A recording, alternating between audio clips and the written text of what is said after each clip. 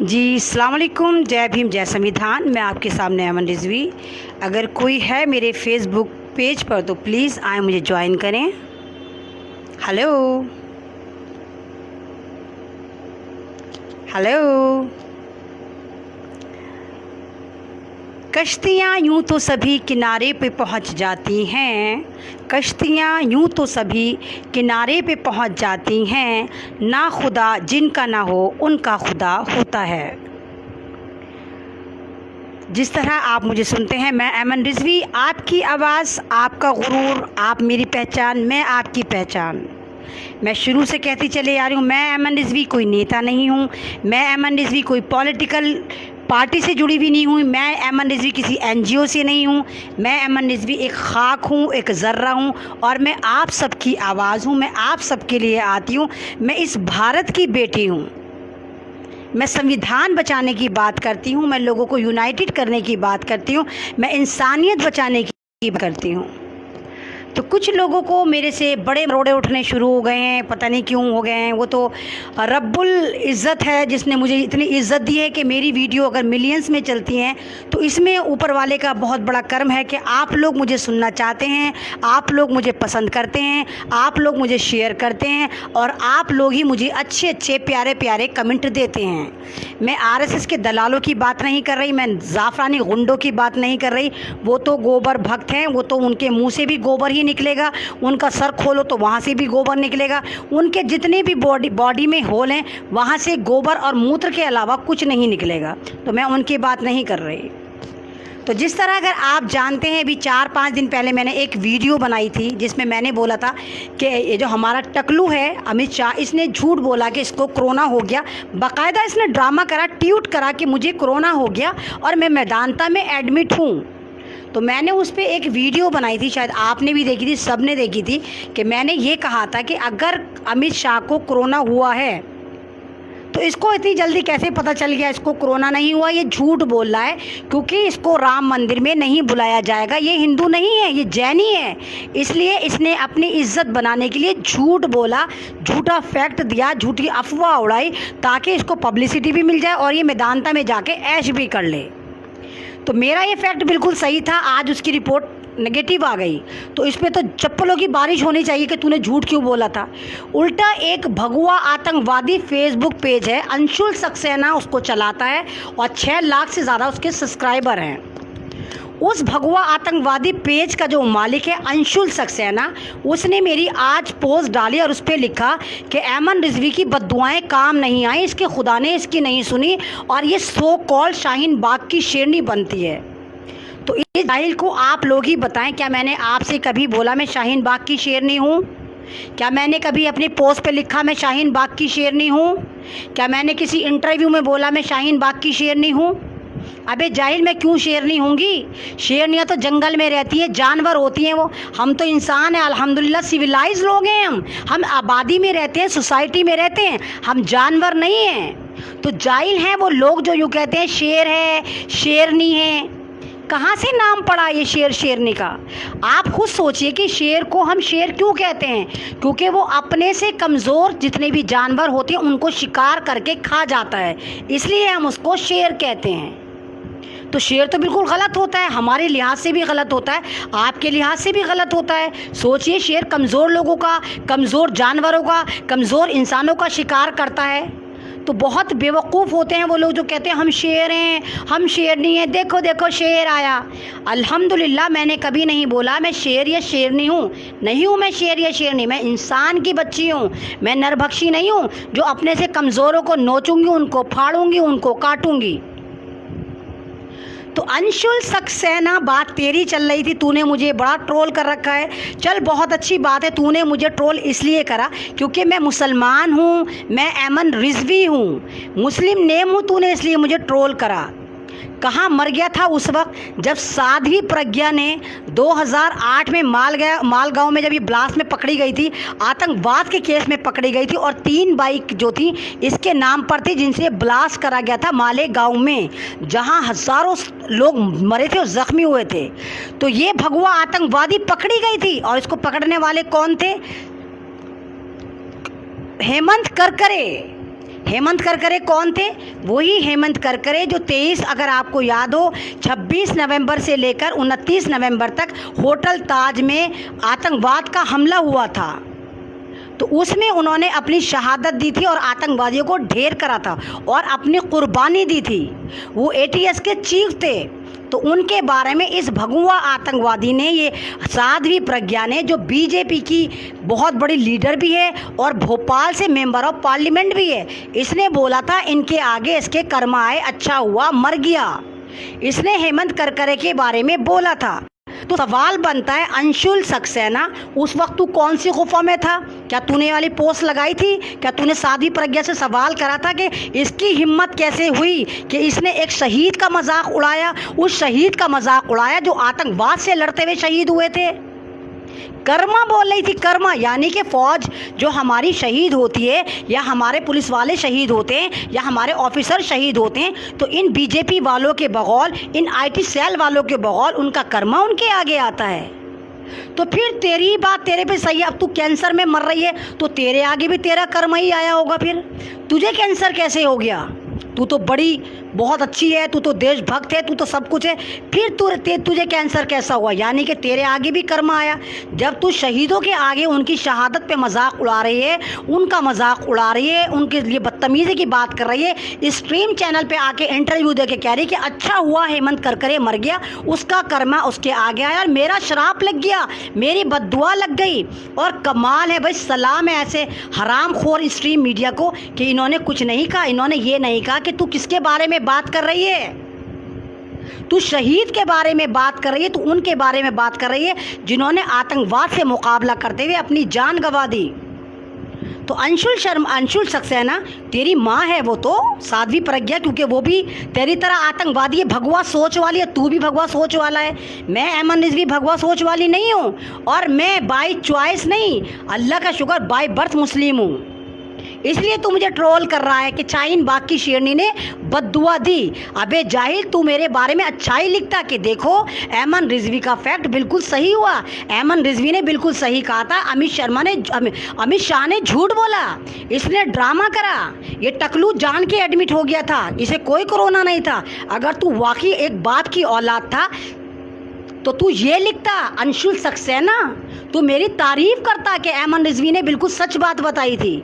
उल्टा तू मुझे बकवासी कर रहा है। और जितने भगवा हैं सारे के सारे, हाँ इसके खुदा ने इसकी नहीं सुनी, खुदा भी नहीं सुनता, खुदा के यहाँ दुआ कबूल नहीं हुई, खुदा के यहाँ बद्दुआ कबूल नहीं हुई।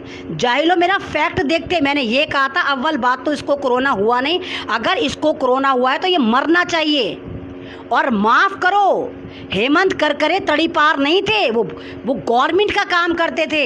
ये अमित शाह, ये टकलू, इसे मैं तड़ीपार नहीं कहती, इसको तड़ीपार गुजरात ने करा था, वहाँ की कोर्ट ने करा था, अदालत ने करा था, संविधान ने करा था, जब इसने फर्जी एनकाउंटर की झड़ी लगा दी थी।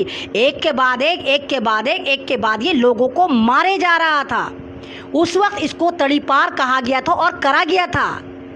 उसके बारे में भी बोल ले। अब वो होम मिनिस्टर बन गया तो तेरा भगवान बन गया, तो फौरन तो आ गया भगवा आतंकवादी अंशुल सक्सेना मेरे बारे में बात करने, क्योंकि मैं मुसलमान हूँ। तुम्हें लगता है मुसलमान सबसे इजी टारगेट होते हैं, हलवा होते हैं, इनके बारे में कुछ भी कह दो ये कुछ नहीं कहेंगे। इन्हें मारो, इन्हें काटो, इन्हें आस्था के नाम पे काटो, इन्हें राम मंदिर के नाम पे काटो, इन्हें दिल्ली दंगे के नाम पे काटो, इन्हें हिंदू के नाम पे काटो, बस काटो काटो काटो। तूने ये सोच रखा है अंशुल सक्सेना, तुझे घटिया पब्लिसिटी चाहिए तो भीख मांग ले बैठकर। सारे आईटी सेल में तो तू घुसा हुआ है, सबसे कह दे मिलियन में तुझे फॉलोवर कर देंगे। घटिया पेज चला रहा है तू, और तूने सारे के सारे भगवा आतंकवादियों को अपने हाथ टांग लिया और तू मेरी पोस्ट लगाकर ड्रामेबाजी कर रहा है। तो मैं तो तुझे थैंक्स कहूँगी कि अल्लाह का शुक्र है तूने मुझे नफरत में ही सही याद तो करा। मुझ जर्रा को, मुझ अदनी सी अमन रिजवी को तूने इतनी इज्जत तो दी। मेरी नज़र में वो इज्जत है, तेरी नज़र में ना हो, मेरी नज़र में इज्जत है कि किसी भगवा आतंकवादी ने मुझे नोटिस तो करा कि मैं क्या बात करती हूँ।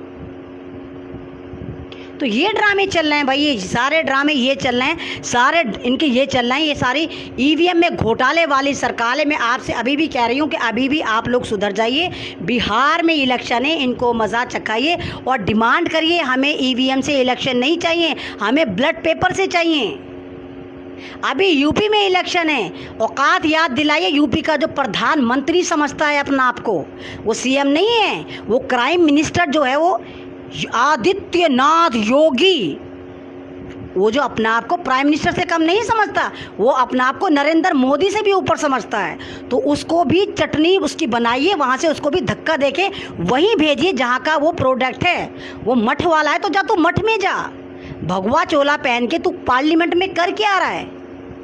तू तो बड़ा मठ वाला है। तूने ही तो ये वाली बात बोली है कि अगर किसी मस्जिद के शिलान्यास के लिए तुझे बुलाया जाएगा तो तू नहीं जाएगा।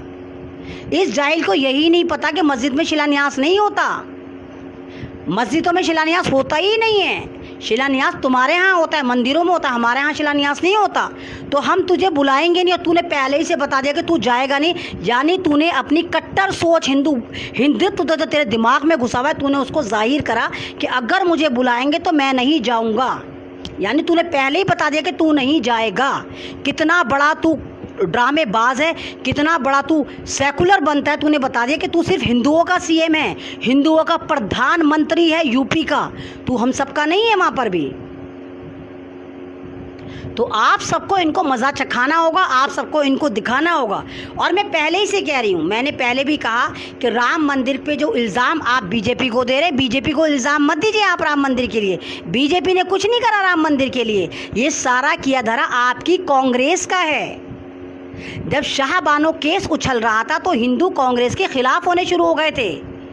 तो उस वक्त 1985 में राजीव गांधी ने चुपके से बाबरी मस्जिद के दरवाजे खुलवा दिए थे, उसके बाद मूर्तियां रखवा दी थी, उसके बाद और ज़्यादा खुश करने के लिए 1989 में शिलान्यास पार्ट 1 करवाया था, जो विश्व हिंदू परिषद के सुप्रीमो अशोक सहगल साहब ने करा था। तो ये सब कांग्रेस ने करा था। राजीव गांधी का ख्वाब था कि वहाँ पर राम मंदिर बने, बीजेपी का ख्वाब नहीं था। बीजेपी तो तब थी भी नहीं वजूद में, नहीं थी पावर में, कोई नहीं था। उसके बाद जब इन्होंने देखा हिंदू पावर हमारे पास नहीं आ रही, हिंदू वोट हमारे पास नहीं आ रहा है, तो कांग्रेस ने फिर एक और ड्रामा करा। कांग्रेस ने दूरदर्शन पर रामायण नाम का सीरियल लगाया ताकि लोग जुड़ें। ये सारा रायता कांग्रेस ने फैलाया भारत में, आपको सेकुलर दिखा दिखा के, आपको सेकुलर दिखा दिखा के। सबसे ज़्यादा जुल्म हर कम्युनिटी पे कांग्रेस ने करा, चाहे वो 1984 के दंगे हो जहाँ सरदारों को चुन चुन के मारा गया था जब इंदिरा गांधी का कत्ल हुआ था।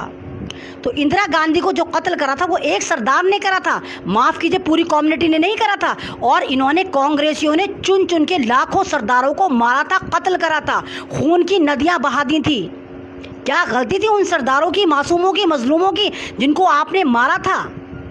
तो इन्होंने भी ये करा था, इन्होंने भी किसी कम्युनिटी पे रहम नहीं करा था, सरदारों को चुन चुन के घरों में मारा था। एक एक घर से 10-10 जनाजे उठे थे, 10-10 लाशें निकली थी, इतनी बर्बरता दिखाई थी इन्होंने सरदारों के साथ। इंदिरा गांधी को सिर्फ एक सरदार ने मारा था, पूरी कम्युनिटी ने नहीं मारा था। तो कांग्रेस ने भी हमारे साथ कभी अच्छा नहीं करा, बल्कि भारत में अगर पार्टीशन पब्लिक के बीच में करा गया, कास्ट के बीच में करा गया, तो वो कांग्रेस ने करा। वो अलग बात है, रेलवे भी बनाई होगी, पुल भी बनाए होंगे, स्कूल भी बनाए होंगे, कॉलेज भी बनाए होंगे, मेट्रो भी बनाई होंगी, लेकिन दीवार भी उसने ही खड़ी करी लोगों के बीच में कि तू हिंदू है, तू सरदार है, तू मुसलमान है। और यही वजह है कि कांग्रेस पार्टी मुंह में दही जमा के बैठी रही जब शिलान्यास पार्ट 2 का ड्रामा चल रहा था। कांग्रेस नहीं बोली कुछ, क्योंकि उसको पता था ये उसका बोया हुआ है जो बीजेपी ने काटा है। सारी खेती कांग्रेस ने करी थी, सिर्फ फल खाया है बीजेपी ने। तो फल खाने वाला गुनाहगार नहीं होता, गुनाहगार वो होता है जिसने पेड़ बोया था, जिसने पेड़ को पानी डाल डाल के इतना बड़ा करा था। फल खाने वाला गुनाहगार नहीं होता। बीजेपी ने सिर्फ खीर खाई है, रायता कांग्रेस ने फैलाया था। और यहाँ भी नहीं रुकी थी, उसके बाद लाल कृष्ण आडवाणी ने रथ यात्रा निकाली थी, रथ यात्रा, और जहाँ जहाँ से वो रथ यात्रा गुजरी थी वहाँ पर हजारों मुसलमानों को मारा और काटा गया था।